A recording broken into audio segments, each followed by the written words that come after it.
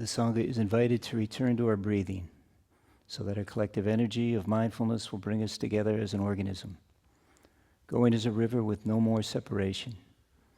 That the whole sangha breathe as one body, be free as one body, generate peace as one body. Let us transcend the boundaries of the delusive self, liberating from the superiority complex, the inferiority complex, and the equality complex.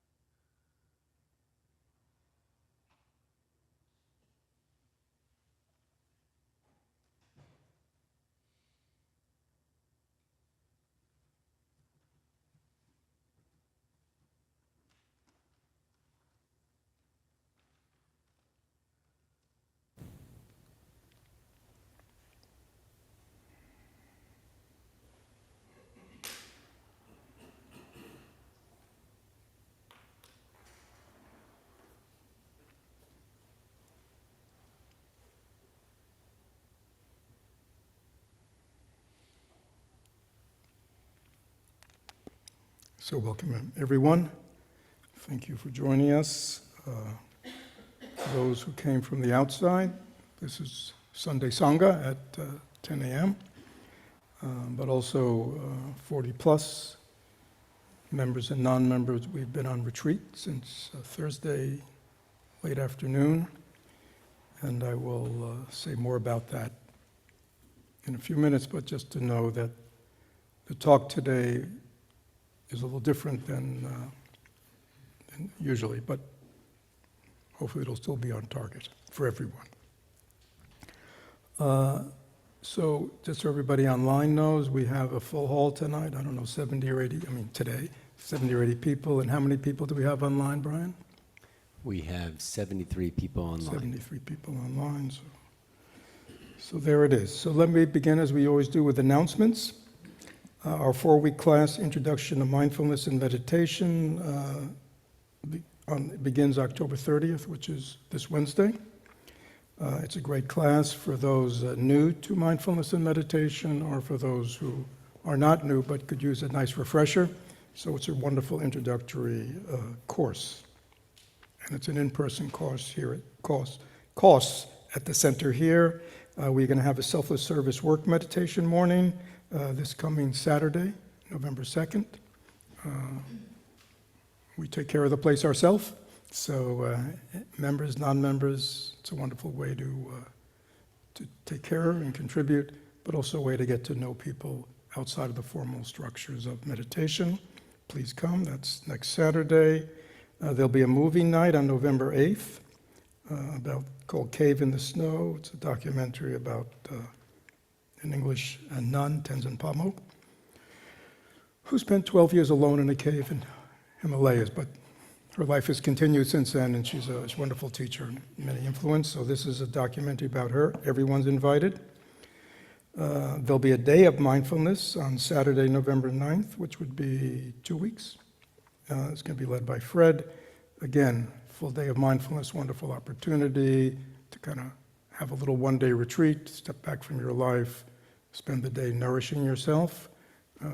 And the topic will be emotional healing, because we also have an emotional healing intensive going on. So they will all be participating, but everyone's invited. Very important, we are honored to have the Venerable Panavati She's an American, she's a Buddhist nun, she's quite illustrious and a wonderful teacher. She came here before 6 or 7 years ago. You can, on the website, you can see a description about her, or just go to her own website. She's up in North Carolina. And she's going to be doing a one-day retreat called All Worldly Dharma is Buddha Dharma. So usually we think, oh, there's worldly life, and then there's spiritual Dharma life, right? Two different Dharmas, two different ways. So this is that they are the same. And again, it's all levels of practitioners are invited, as well as she'll be giving the Sunday talk. Just very quickly, we have regular meditation every morning, 7 to 8. We have mindfulness and recovery groups. We have yoga on Mondays. We have qigong on Wednesdays. We have extended meditations on Thursday. Fred will be giving interviews this week. And we have Wake Up Tampa Bay, people between 18 and 35. That meets on Fridays from 7 to 8:30. Please check the calendar. Everyone's invited. If you're between 18 and 35, they don't allow us to come. And the library, which is through the education building, will be open today. Is that correct? Probably not, because because of retreat. So anyhow, all the information is on the website. So, as I said earlier, this is the final talk for the retreatants, but also our usual Sunday talk. So I'm going to kind of give a little summary. All right, so we're all kind of up to speed. The only difference is people on the retreat have been dealing with this, practicing, receiving teachings from 6:30 in the morning till 9 o'clock at night. But the retreat is called Composting Fear into Fearlessness. Practices for healing and transformation. Anybody ever hear of fear? Anybody ever hear of anxiety? Anybody ever hear about worry? The fearful mind, the anxious mind, the worrying mind? Is that familiar to people? Yeah. It is pervasive in our modern world. Doesn't mean everybody has it, but if you look at the statistics, a lot of people do. And not only the people who are seeking out professional help for their anxieties and their fears, but also just general population. And even as you go younger, it gets even more so. Right? There's just a lot of worry, anxiety, and fear in our times. Now, if you want to read up on it, lots of sociological reasons to support this general unease among modern people that manifests in worry, anxiety, and fear. Okay, so I won't go into it, but there's lots of good reasons that will say why this is becoming so pervasive in the minds of people. So there's a quote from Thich Nhat Hanh that it was on the top of the description, which said, "Non-fear is the greatest practice in Buddhism. It is the greatest gift we can give those we love." For most people, the idea of living in non-fear and actually living their life in fearlessness seems impossible. Because we have lived, and we continue to live, both as individuals, as families, and as a society, with this pervasive sense of, in the face of all the instability of life, to be afraid, or at least to worry, is normal. Is that true? Yeah, we don't apologize for worrying, do we? Yeah. We actually, if somebody's not worrying, we think, what's wrong with them? Don't they know what's going on? Right? So it's become normative. So one of the things I said early on in the retreat was, it's not. And I'll say that to this group. There is nobody who was born worried. Nobody came out of the womb, came down the birth canal, and all of a sudden talking about their worries, their anxieties, their fears. Everyone was born in a state of non-fear. Openness, curious, fearless. That's why parents have to be very on top of their little children. Why? Because they're fearless. Right? So this is important, that everybody understands that even if you've lived your whole life with anxiety and fear and worries and grew up in a family where that was norm, it's not normal in the sense of a healthy mind. So this is a fundamental truth that all of us have to acknowledge. There was a time before I learned about anxiety and worry and be afraid and, social anxieties and all these things we have, when I didn't have any of that. And that's true for everybody. All your worries, all your anxieties, all your fears came over time. Actually, on the retreat, I asked people, when we did a reflective meditation, how many people can trace back their fears, their anxieties to early childhood? Some hands went up. How many people can trace it back to late childhood? Other hands went up. How many could, trace it back to adolescence? Other hands went up. How many people can trace it back to their early 20s? Do you see? So everybody acknowledged that. Now that's important, you see, because it means that I already know a place within myself that is fearless. But I've forgotten.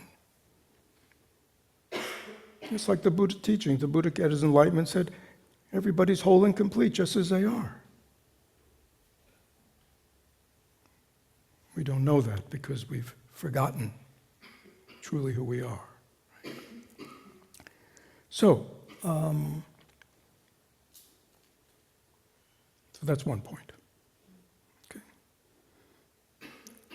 A second point is fear is always future-based.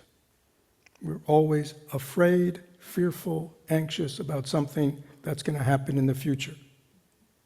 Is that clear? And yet, we even began our meditation today by saying, let go of past and future. They're just thoughts. Is that clear? Everybody gets, does everybody believe that the future is defined by that has not happened? Just show of hands. We define the future, as something that's not happened.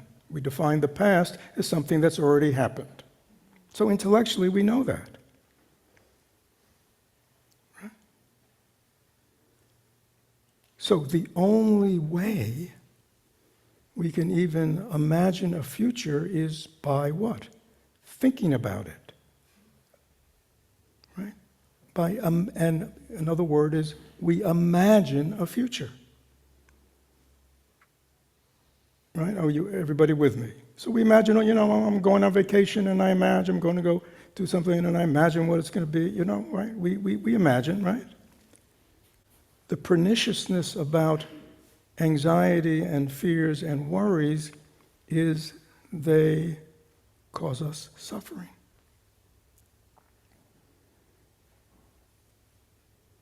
And the whole Buddhist path is about ending suffering. And yet we spend, and some people it's particular areas, some people it's more pervasive. We spend our life creating suffering, i.e. worry, anxiety, fear, for ourselves, about something that we are imagining could happen. Is that true? I mean, I realize I'm just saying this, but this is true. Right. The future isn't real. It hasn't happened. Or either you believe that you are omniscient. Anybody here believe they are omniscient? And with great clarity see the future? There's nobody here with great omniscience? Right? You could open an office if you were. Yeah, we're not omniscient. We're just making it up. But the problem is we make up a bad story. Another major point was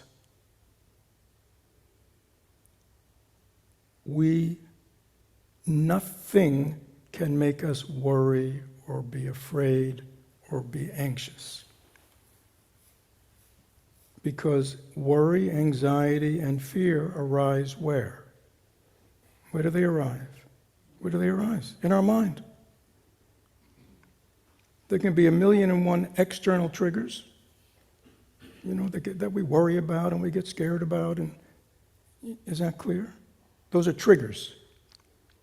But if you don't have the seeds already inside us, we can't be triggered. Just close your eyes and reflect on that. The source of my fear, all my worries, all my anxieties are in my own body-mind. And they just get triggered by external events.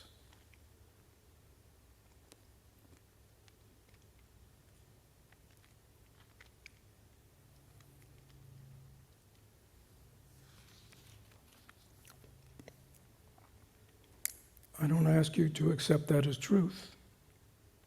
Reflect on it. In our path, we're quite willing to ask, is it true? Is it true? That fear, anxiety, worry, stress are internal experiences. Because the person next to me may be dealing with the same stuff and they're not anxiety-ridden. They're not worried. And we go, how can they not worry? Right? Anybody ever say that about somebody else? How can they not worry? Because they don't have the seeds of that around that trigger. Other things may trigger them. But when you know that it's arising in me, then if I want to live without fear, anxiety, worry, even worry,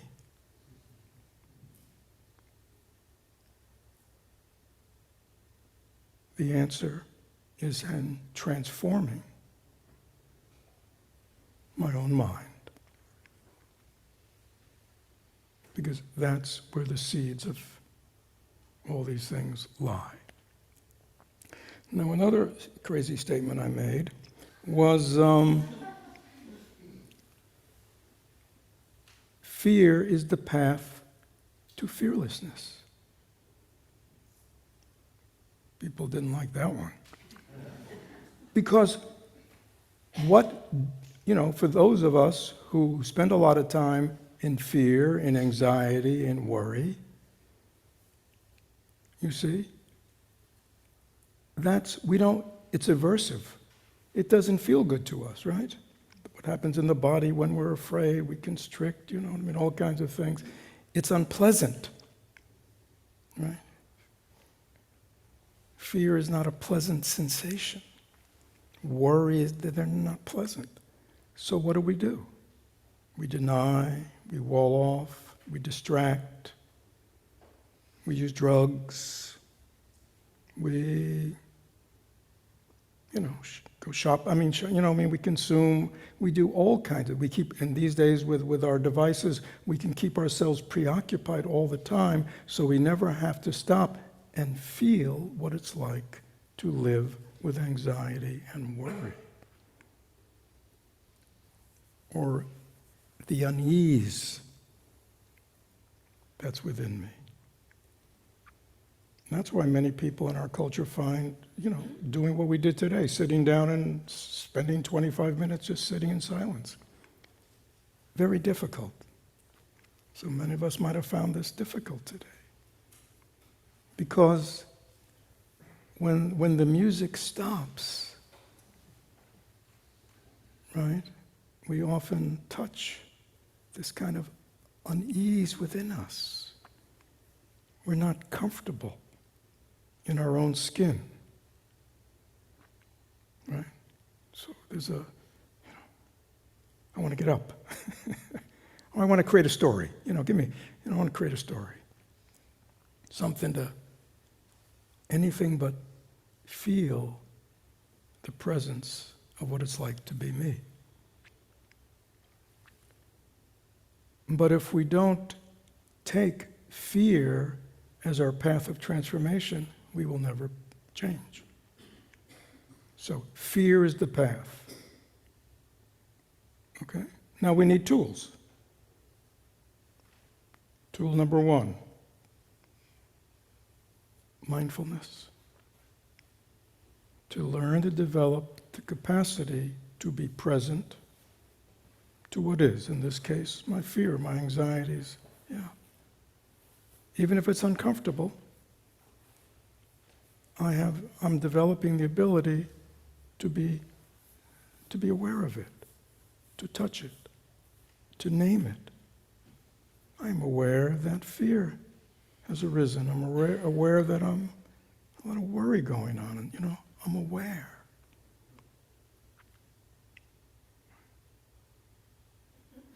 And then we learn not to act out, but to hold it in awareness. That's already beginning the process of transformation. If I can just hold my fears and not let them, and not cultivate them, not repress them, just be present to them. And the next step, we learn to calm them. Calm them. Many ways to calm them. Right? So I won't go into all of them, but just a very simple thing. Challenge your fears, since they're all thought-based, with, is it true? Take your worst fear and ask yourself, is it true that if that happens, and another thing that people like, I do this little thing, it's like, this is the feared object, right? You know what I'm talking about? Everybody have their own feared objects, the things they're afraid of, the things they worry about, the things that make them anxious, they're afraid it's going to happen, right? You know this one? Okay. And this is me, this is you, okay? So this is life, and this is me, okay? When it's like that, right, things are in balance. Right? Life goes up a little bit, a few more challenges. I have the competency and ability to meet it, right? Confidence in my ability to deal with life. Many of us have that in areas of our life, right? Work life, personal life. Yeah, when things get a little, I can deal with it. You see, and then after whatever it is that's stressed us or whatever, we just come back down. So there's a lot of movement, a lot of resiliency. Right? That's like good life, normal life. Now, what happens with anxiety, fears, worries is the perception of danger of the feared object happening starts going up. This is real. This is scary. This is intense, right? Wow, if that ever happened, whew. You see? So we, in our imagination, we imagine it just gets bigger and bigger. Remember, it's not happening now, is it? It gets bigger in our imagination. Now, one would hope that as this went up, this would go up too. Right? All right. Even if that happened, I'll deal with it. But you know what we do? We do this very terrible thing. As this goes up, we devalue this. Think about your own fears. We devalue this. We devalue our ability to deal with whatever it is. I could never deal with that. It'd be terrible. I mean, it would just overwhelm me. I'd fall apart. You see? Too much, you see. Can you see what a dysfunctional response that is? Because you see that space? For some it's like that, for some it's like that. You see this big space? You know what it gets filled with? Take a guess. Yeah, fear, worry, anxiety.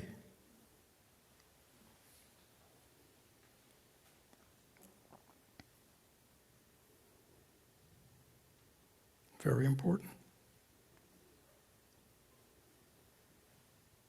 We have the ability to discern reality correctly, good discernment, and that we have confidence and trust in our own ability to handle it. Now, can we handle everything? No. We may need some help or support. Oh, I better get some. If that happened, I don't know if I have the skills to handle that. I better develop some skills, you see? Okay. Human beings can deal with everything. Can't they? I mean, that's human history. We deal with everything. We deal with the good things, we deal with the terrible things.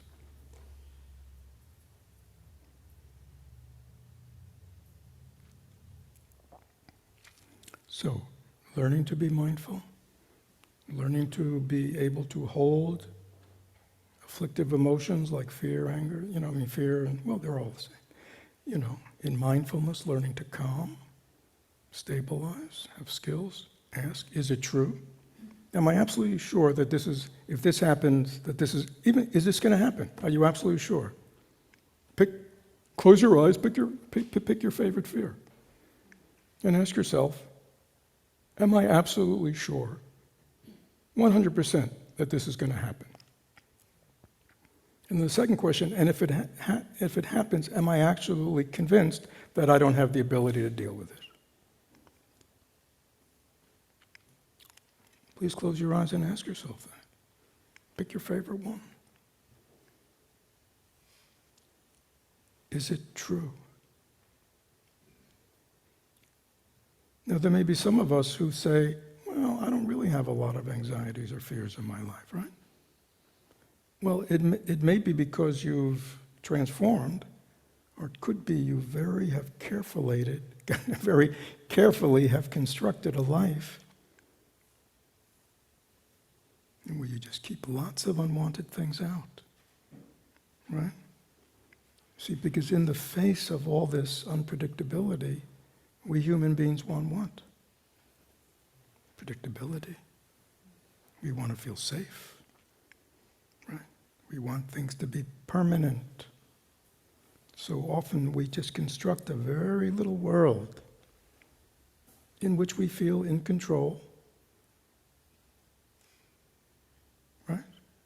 Trouble is, we may be, kind of losing a lot of our ability to freely engage and be open to life and experience if we create this really narrow little bubble for ourselves in which I feel safe. The problem is, even if you do it, Because the nature of everything's impermanent. Everything's changing. Endless variables, all beyond your control, except for a few. Yeah. We can't create a bubble. Can we? So no matter how much we try to control the process, control other people, it's always going to fall apart, isn't it? Has that been your experience? And it's not because we don't try to control everything, to manipulate life, to get all the things I want into it, to get all the things I don't want out of it, right? And just when you think you got it perfect, what happens? Well, you lose, right? What you want to hold on to, what you're afraid is going to leave, and you get what you don't want. And we're starting all over again.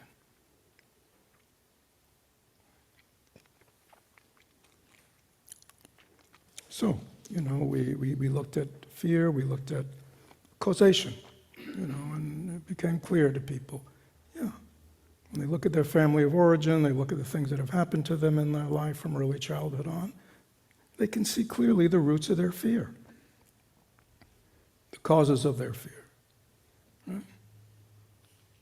Again, from the pure, innocent little child to where we are today, things happen, it didn't come out of nowhere, things happened. Right.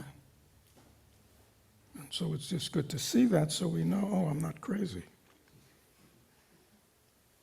Yeah, things happened. But then it became very clear to many people was, wow, I am running my emotional life, or I am allowing an 8-year-old to run my emotional life, a 5-year-old. They're still operating from a place that hasn't existed for years or decades.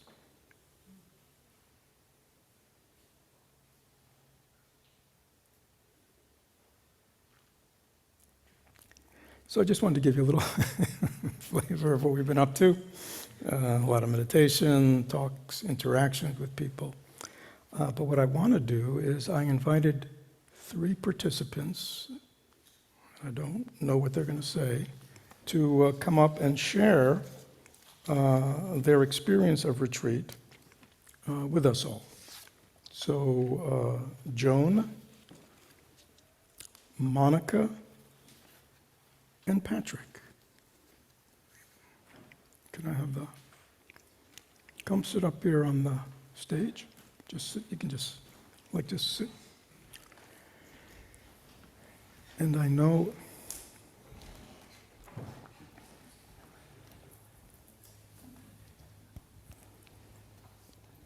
so we just had our closing circle before breakfast, and we had a work period, so I caught these 3 right before breakfast, and I asked them to do this, and I gave them misinformation.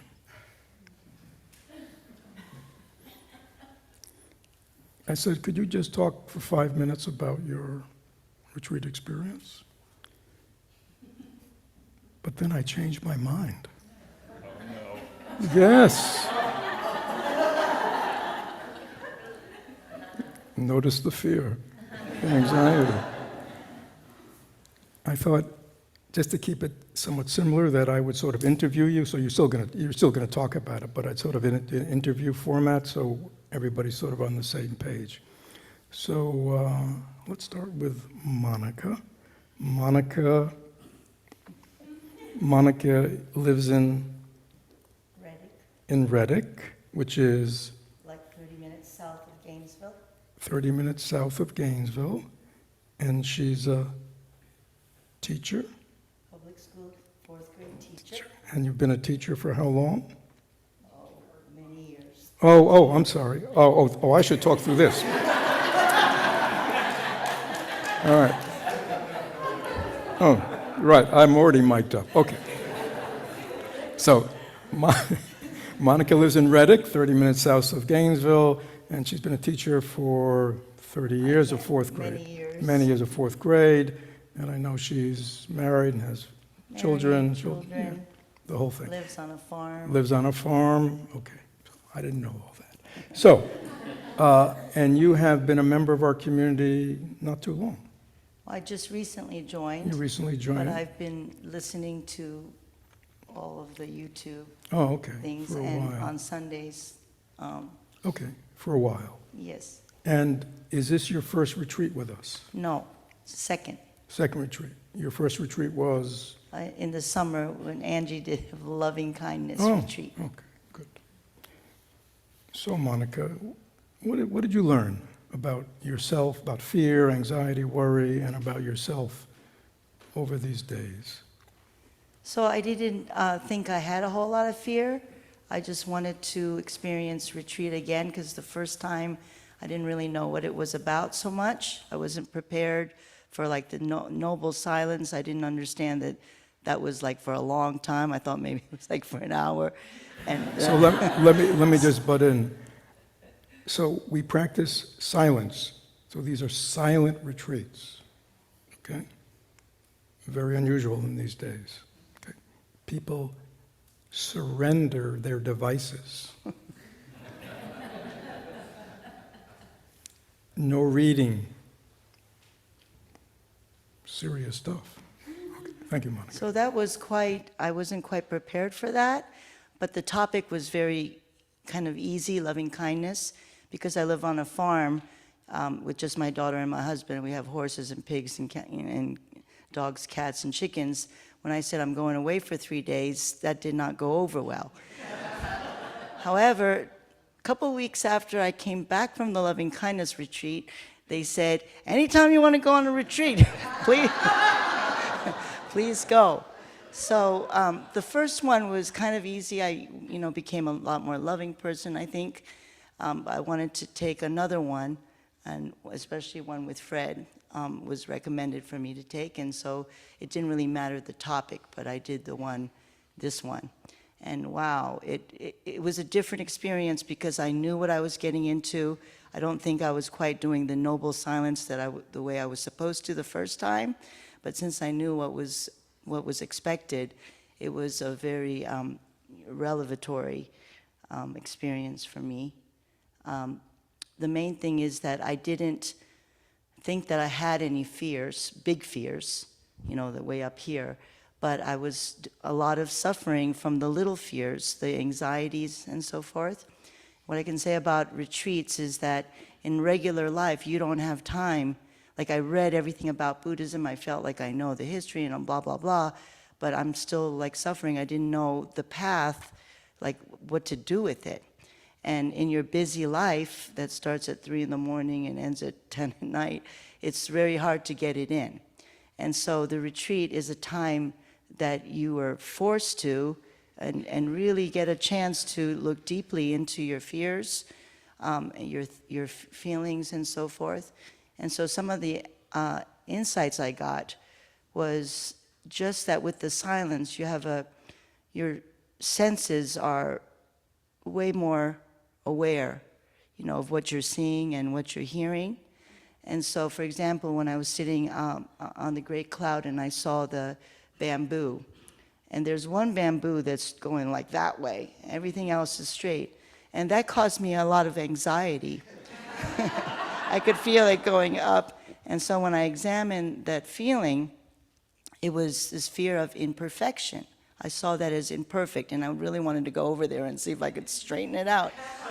And as a teacher, I saw that, wow, being a fourth grade teacher, I don't really agree with the education, kind of the way they're doing it, but, that's my job, and there's constant pressure. Bring up the scores, and, you're looking at students like, oh, he's in the lower quartile, and you need to, that kind of thing, which was causing me so much stress. I realized that I'm stressing out the kids, that I'm not seeing each child, the beauty of each child and where they are. And when I dug deeper into that whole concept, I saw that there's nothing wrong with going that way. It's still facing that way. And that they don't all have to progress at the same rate. I don't have to compare. I don't have to say he's better, he's worse, he's the same. And it was such a great insight that I'm going to take back And I think it's going to transform me as who I am as a teacher. So that's a big. And one other one is understanding, you know, the Thich Nhat Hanh said the Dharma is really important. And I mean, the sangha is so important that I think he said it's almost impossible to reach where you are without a sangha. And that really. For those who are new, Sangha, well, this is Sangha. Sangha is community, the practitioners. So in the Buddhist tradition, there's the Buddha, the Dharma, the Sangha, the teacher of Buddha, you know, Dharma, which is the teachings and the practices that the Buddha teaches, and then there's the community that practices. And I thought that it was enough to have the Buddha and the Dharma that I was getting online and through my reading. And I realized the importance of the Sangha and the insights that I'm receiving. And the one big one is like, you know, you read all this stuff about the non-self and all this, and I just couldn't really get it. And I'm not going to get into it deeply, but just through this looking at the reflection of the light in a cup of tea, I completely understood what that meant, which is transforming for me. Because when you get to that, when you follow the path and get there, there's nothing to compost anymore. And might not get there in my lifetime, but it makes it so clear that I can't just, okay, I had the nice retreat, go home, and back to the same old, that I really see, you know, the purpose of this. So thank you so much. Okay, I mean, this, as I say, I have no idea what she says. I don't really know Monica, so this is, thank you. And next we have Patrick, AKA, that's an inside joke. And Patrick, you live where? I live in Tampa. You live in Tampa. I live in Tampa. And are you a member here or you're not a member? I am not a member. That's fine. And how long have you been? And how long have you been practicing meditation or interested in Buddhism, or just kind of a one-off? Sure. So I have done one meditation retreat here. It was pretty much exactly a year ago with Brian and Maria Teresa. That was, I think, the introductory 2-day loving kindness retreat. And I do meditation on and off. I've not been super consistent about it, but in an ideal world, or at least let's say I have goals, and sometimes I achieve them, and that includes a morning routine, including at least a 5-minute meditation. So on and off, this was definitely the deepest dive into Buddhism, into meditation by far. And and what do you do for a living? I work in finance, and why I had to chuckle is because many of the fears that I have, at least of a surface level, appear to me as if they come from work, which now through the practice I found out that's not actually true. But I have shared situations that at work create worries or anxiety. So I work in finance, hedge fund analyst to be more specific. Okay, and can you now share some of your experience through the course of retreat, sort of how you came into it, and sort of what unfolded for you over those really 2 solid days, even though it was a 3-day retreat? Yeah, so I would call it transformational, honestly. Maybe, so I have an analytical mind, so for me to communicate it concisely, let's put it into 2 buckets. One is physical or spacious, and the other one is emotional, transformational. Physical, spacious. I haven't done the overnight thing. I've graduated from my hostel experience. So sharing a room with a stranger initially created some uncomfort, but I thought, whatever, I've done it. My roommate turned out to be phenomenal. Even though we were in silence, we didn't speak to one another. By now I actually have somewhat of a feeling that I know that person and that he knows me, which in itself is quite impactful. Can everybody hear this, by the way? No problem here. No, okay. Yeah, just hold the mic Yep, like okay. that. There you go. And I get here, drop off my electronics, and I haven't, or my phone, and I haven't seen my phone since Thursday night. What? No, nothing. Did I say I something think people find that amusing that you have not seen your phone. funny? Yeah. So Some people are getting shakes just thinking about that. oh no, I guess now I get it. So I'm sure it's still there, but so I haven't had my phone since Thursday night, and that's probably the longest electronic detox that I've done for a long time, at least. So, and then additionally, we get meals, phenomenal meals, delicious and nutritious. We're going to have a lunch, and I'm sure it's also going to be fantastic.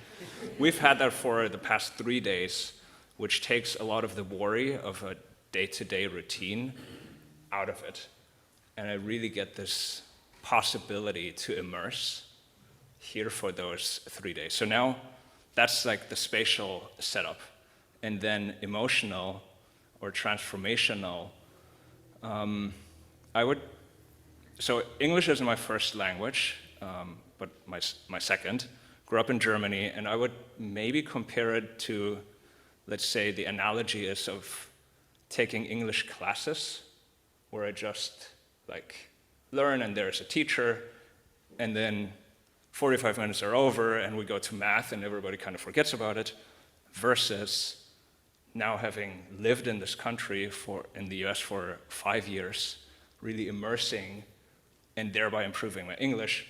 This is kind of what the retreat felt like.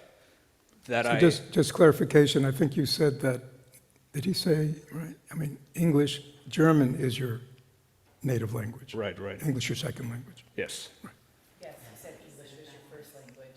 Oh, did I? Oh, sorry about that. So I was wondering where you got the accent from. Right.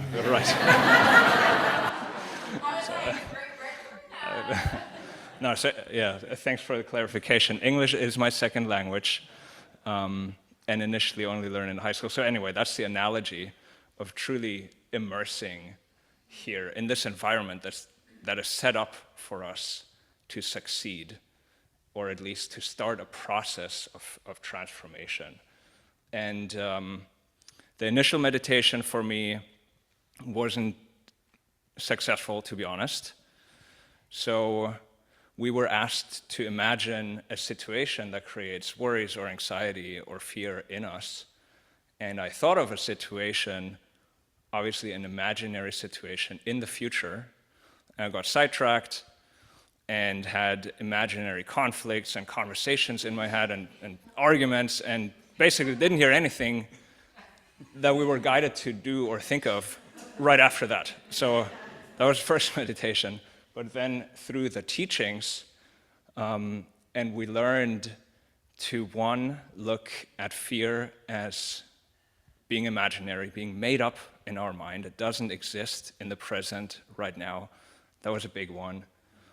Secondly, when people have asked, or not asked me, but I have, at least to a good portion, identified myself as a worrying or anxious person.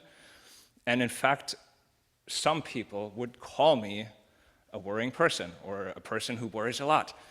And another big insight was that I am not, and none of us is, a worrying or anxious or fearful person because we weren't born with it. Clearly, we've acquired those sort of emotions through experiences in the past.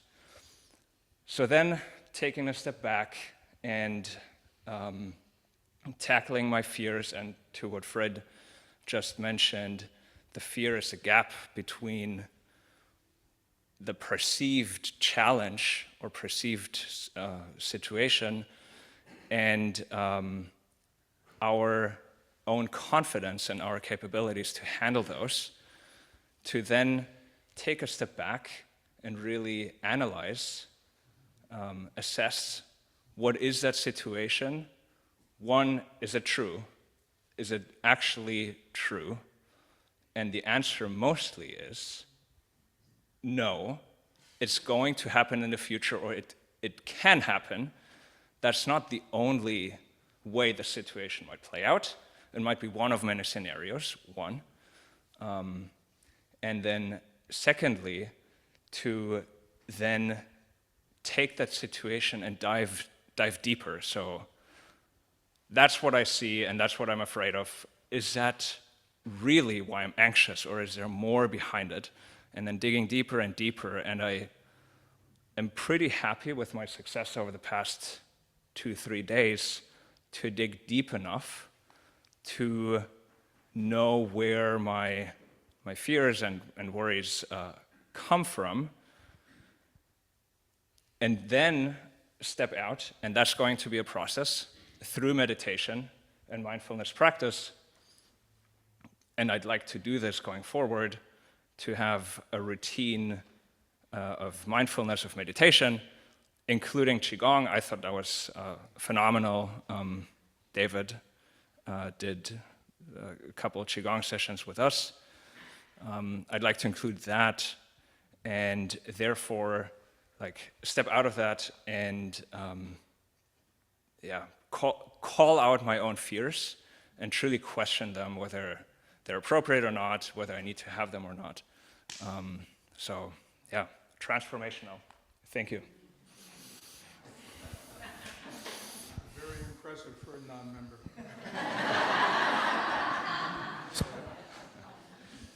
Let me say that.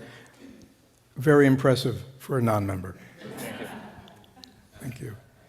And then Joan. I don't know much about Joan. You live in Marco. Yep, Marco Island. Marco Island, and you've lived there for 15 years. 15 years. And what did you do, or do you do for a living? No, retired psychiatrist. Retired psychiatrist. And how long have you been involved in Buddhism or this path or meditation? Less than a year, probably around January, and became a member here in July. Okay, so fairly recent. And then you came to retreat. Yeah, and you must have come was there something about the topic that intrigued you? No. No. Okay. No. You just wanted to come on retreat. Right. Okay. And then you got here and you found out the topic. So Yeah. why don't you take it from there? Yeah. Tell us about your experience. So this was my first retreat with FCM, and somehow I think it got by me that it was going to be a silent retreat. So that was also unexpected in a lot of ways. The night before the retreat, I remember feeling a little bit nervous, and you don't know what to expect, and I'm going to have a roommate, and what's going to happen? We had an introductory meeting where we had the opportunity to ask all kinds of questions. And before the meeting, I had all these questions about, well, is there going to be enough water? Like, talk about ridiculous fears, right? Where can I store my celery? I don't know. Just crazy stuff. But the introductory half hour was so, it's just in the people who led us and are leading us. Just everything about them is just so calming and relaxing, just to be in their presence. So even though Kevin didn't talk about those specific things, and I had fully intended to ask, I just had the sense everything's going to be okay. I don't need to worry about water. I don't need to worry about celery. So that was lovely. But nonetheless, the night before the retreat, there was some anxiety, and I said, oh, it's just normal anxiety. So one of the things we found out first was there is no such thing. Anxiety is not normal. So, but you have it, and you get through it the best you can. The next thing that happened was I had a conversation with one of our beloved teachers, and she said to me, point blank, in all seriousness, I have no fear. And I burst out laughing. You're making a joke, right? And she was she explained patiently, no, I'm not joking. I'm fearless. I'm a fearless person. And that has stuck with me this whole weekend. First of all, I felt bad for laughing at you, but but just the idea of that, like, so as I said earlier, I didn't choose this retreat because it was about fear. I don't think of myself as a fearless person. I don't think of myself as a fearful person. In fact, I think of myself as a fearless person. And then that, and then we learned some things, and I sort of felt like this was beginning a process of unraveling all the tentacles of fear in my life. Like, just transformational. Step one, just sort of peeling the blinders off, and step two, acquiring some tools, which I'm just learning how to use. It's all a work in progress and a process, right? Talked about that a lot. To just sort of figure things out. To have, I did want to say, this sacred space, this beautiful place, our sangha, and the silence was the place to do it. I mean, and the meals, I think Missy left, unfortunately. Misty, yeah. Misty. She's in the kitchen, actually. Yeah, she's probably in the kitchen. Apparently, a lot of worry about meal preparation and what are we going to eat tonight and who's going to cook and, blah, blah, blah. So all of that taken away. So unexpected. And we laughed a lot. One of the things we did was to really look at our fears, not just from like, where did this come from and what was the hardship and what are the effects, but aren't they ridiculous? Is there going to be enough water? Like, seriously. And that was incredibly empowering. That, and to be comfortable with, I think that got into, what's it called, non-clinging, and sort of recognizing the ego's involvement in all of this. That was very helpful. And we talked about a lot of things. We talked about rage and compassion and remorse. It wasn't a retreat about any of those things, but how, we're not silo human beings. It's all connected. So whatever it was, we learned about it. And the last thing I'll say is just what I think you both were alluding to was you can't learn English from a book. You can't learn Buddhism from a book. What was it? You said it at the beginning about if we could learn it by reading it, everyone would be a Buddhist. Mm-hmm. And so as I say, this safe, sacred space and this place made it possible to really, feel it. Thank you. Can I ask you an extra question that I haven't asked the others? Yeah. First of all, I think I said that if we could become enlightened by reading books, we would all be Buddhas by now. Right. It's terrible to be requoted, isn't it? It's all right. So we don't need everybody to be a Buddhist, but we want everybody to be enlightened. So I'm interested, and we've never talked at all. So you obviously have a psychiatric background, mental health, psychological background. And obviously what you experienced here was a very perhaps different kind of psychology or a way of looking at the mind than perhaps you trained in and practiced for how many years? About 15.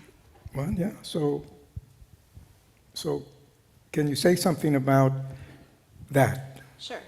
Although I'm getting a little anxious about the time. Are we? I know. Thank you. How many people want to always be in the control of the process? No, I'm thinking like some no, people no, are gonna don't. have... Yeah, no. You see, and then we'll rationalize. Well, I'm just thinking of everybody else. No. Okay. Look deeply. All right. You're good. Okay. If you're good, I'm good. All right. Okay. So let me get this. Let me get this clear, doctor. Okay.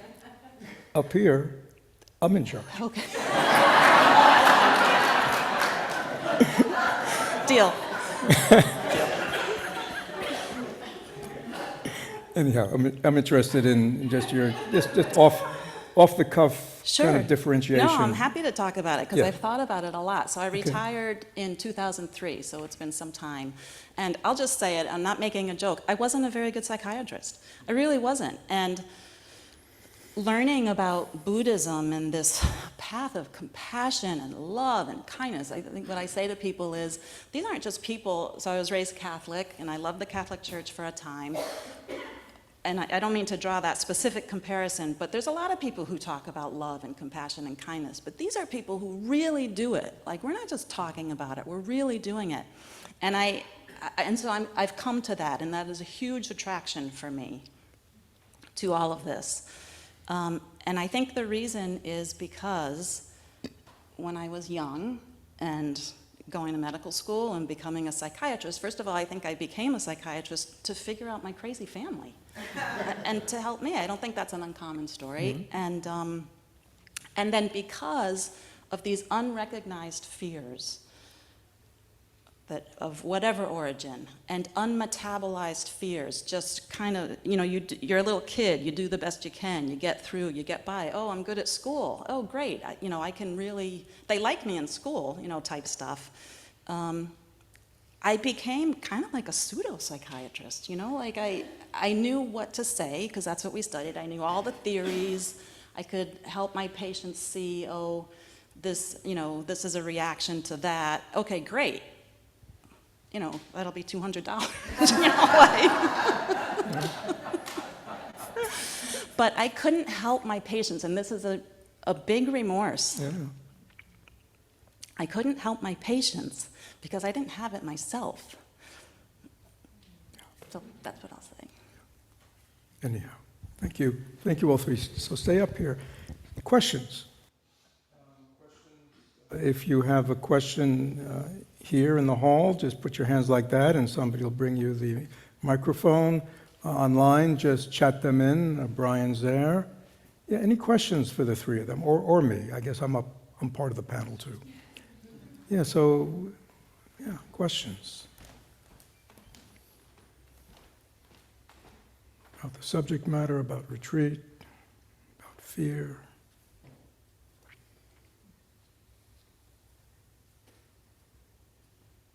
Don't be afraid.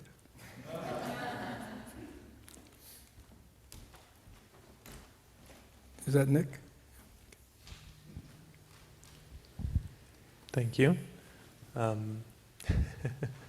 You offered yourself up, Fred, so I'll jump to you real quick for a question. What was the main fear that you worked through when you started practicing? Did you have a main one that you had to let go of, and now you're here teaching and able to lead these kinds of retreats? To be honest, I've never been a fearful person. It doesn't mean that there aren't situations that I've been in life that brought up fear because of danger. Again, please remember we're talking about self-created fears, which are 95% of what we're dealing with.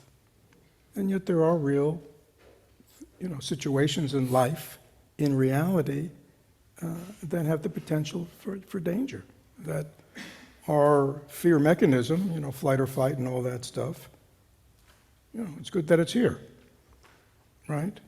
But if you're asking me, I've had fearful situations, but I've never lived with fear or anxiety. Maybe that's one reason, I'm able to speak from a place of confidence.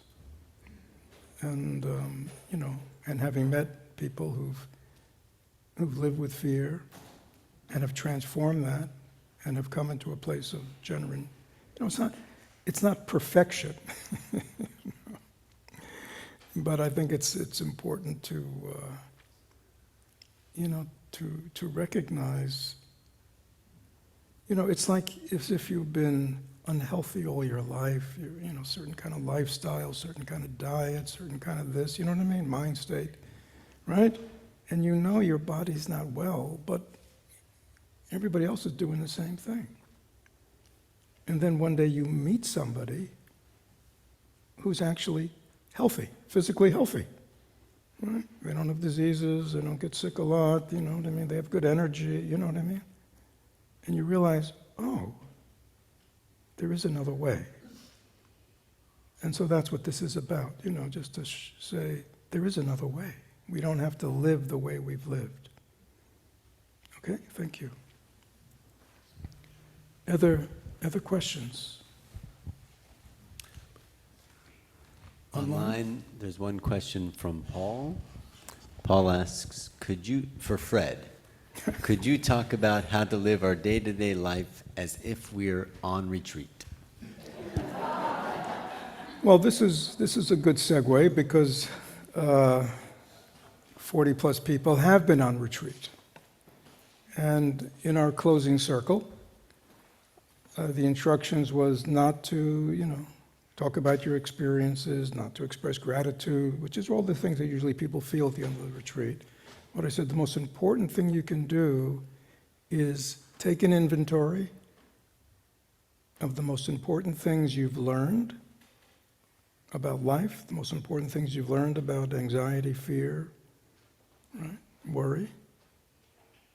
Take an inventory of all the skills you've developed, learned about, perhaps practiced a little bit, and most importantly, imagine the life you're going back to, right? Exactly as it is. And really concretely have a plan about how you're going to bring them into your life.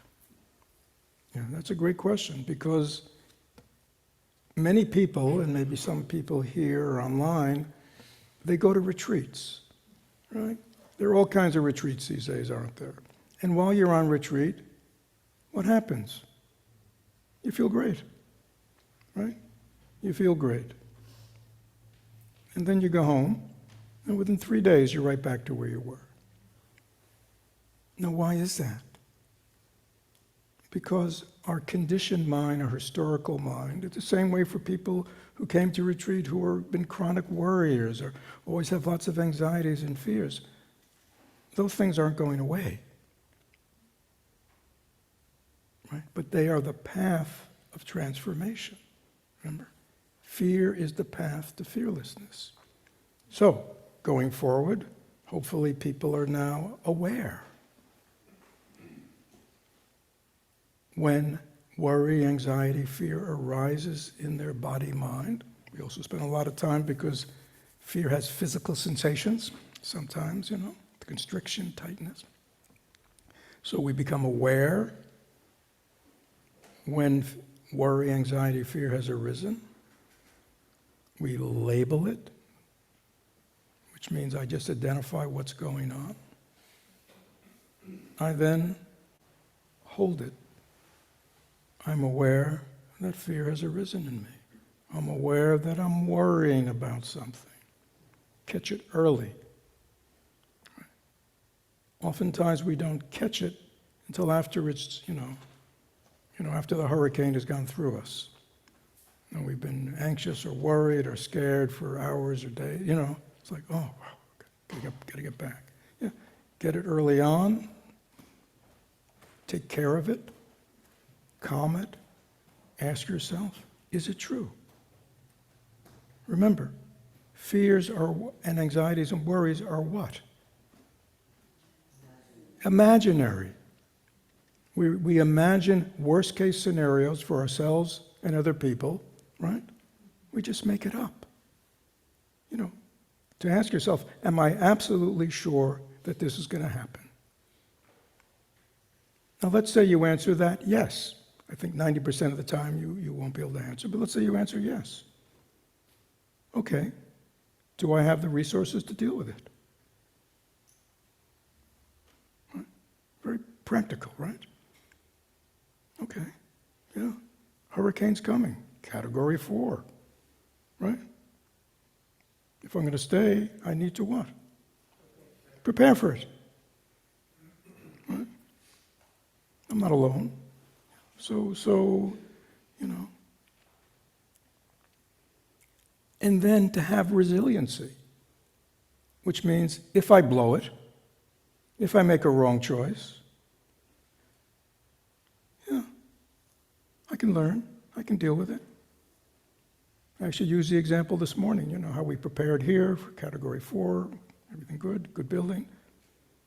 So what if we're in the middle of the storm, you know, a lot of the gusts were pretty incredible for those of us who were here.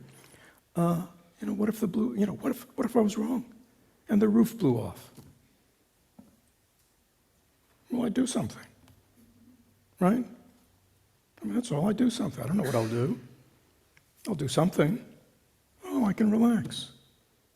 Because I trust that Fred has enough common sense to deal with life. You see? If I don't trust Fred, so I see actually fear as a mistrust in oneself. If I don't trust Fred can deal with whatever comes his way, or find the resources or whatever, then I get worried. So this is a kind of reformulation, fear being not trusting oneself to deal with life. Are we sure how things are going to turn out for ourselves? Huh? Can we trust our body's going to always be fine and healthy and strong and we're never going to die? No. So many unknowables, so many variables. Do I know that anything that seems to be stable in my life 5 years from now will still be here? What's the truth? We don't know anything. So the practice and understanding of impermanence and causing conditions gives us a calm place within us to accept reality as it truly is, not as we imagine it to be, but as it truly is. And what spiritual practice should give us is all the inner resources we need in the midst of impermanence, in the midst of change, in the midst of, can't controlling things, and to live a happy life. So, like Joan over here, not being in control of the time, and Fred saying, relax, I have it. Are you still bothered by that? No, she goes, oh, you see what I'm saying? It's just a blip, right? But you see somebody else could be going, oh, God, that's so embarrassing. Just so embarrassing. I feel humiliated. Right? Anybody here could go like that? Wow, it's humiliated. Just so embarrassing in front of everybody. Plus, there's 70 plus people online. There may be people from Naples who know me. I mean, do you see what the fear of the mind of fear can do? And it brings up all our issues. And it's like, oh, okay, no big deal. Yeah. Right? Oh, relax. I'm not in charge. Oh, feel good. Yeah. Can you see a different response? But some of y'all be thinking about it, and on the ride home, humiliate, or then you get angry at Fred. I can't believe he said that to me in front of him. Does it sound like anybody you know? I mean, we endlessly recreate dramas. In reality, all that happened up here was Joan reminded me of the time, and I basically said, it's okay. See, that's what happened in reality. Everything else is fabricated. It's very important. Thank you, Joan. Life is what happens. But if we believe our interpretations and perceptions and stories about life are real, we're going to suffer.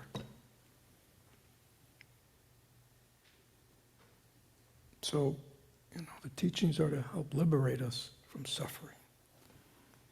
You've heard me say many times that the Buddha said, I teach one thing, the cessation of suffering.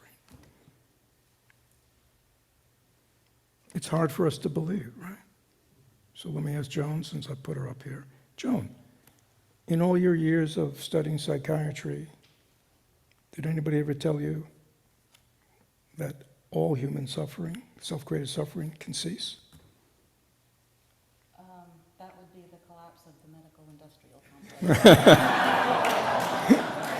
She said that would be the collapse of the medical industrial complex. But you see, our whole system is based on remediation, on taking care of symptoms of, right? You know what I'm saying? But that's not what, see, that's where, but it's hard for us, you see.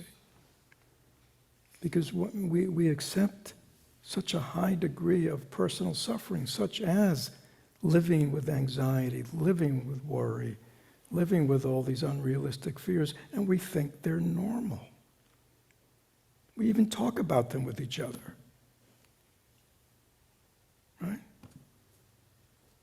And then all of a sudden, somebody like the Buddha comes along and says, no, all self-created suffering can cease because we're the creators of it.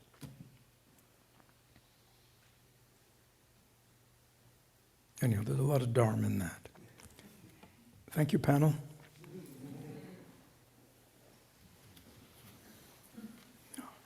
Thank you all. Thank you all for coming. There's probably not tea today? Oh, there is tea? No. There's no tea today. Online there is. Online. So for people who are new, usually afterwards we have tea and we talk together, but because we're on retreat and we're going to be having lunch, there's no tea today in the hall, but there is virtual tea online, right? And Bill will give the instructions for that. So thank you all for coming. We'll now have final bells.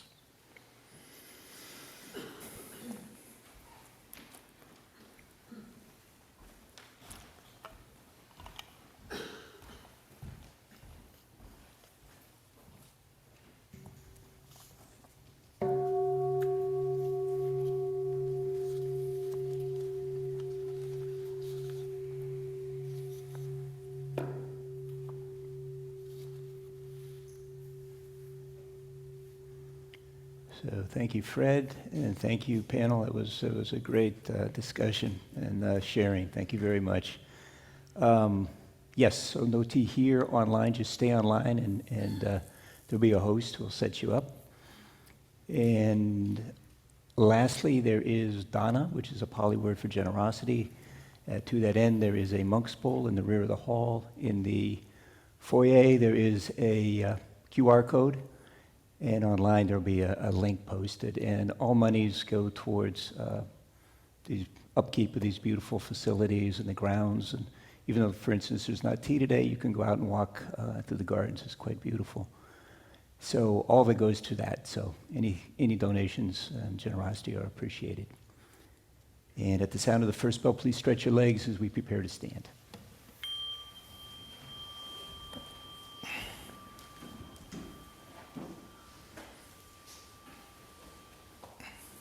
And please stand.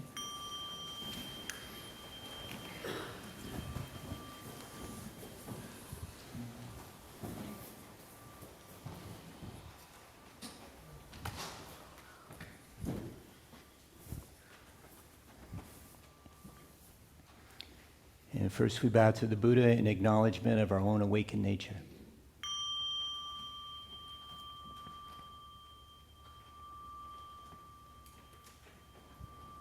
And then here in the hall, we turn towards the center and we bow to one another, and online can turn on the videos in appreciation of the support we've given each other here this morning.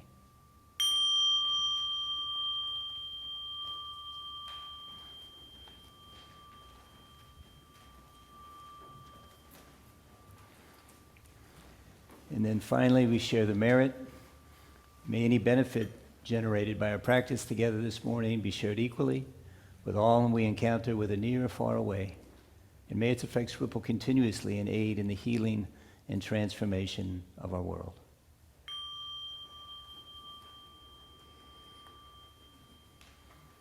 Thank you for joining us, and please come back.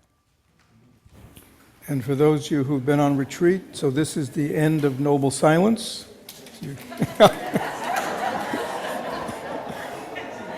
And so you can talk, and we'll be talking during lunch. Hold on, with the music.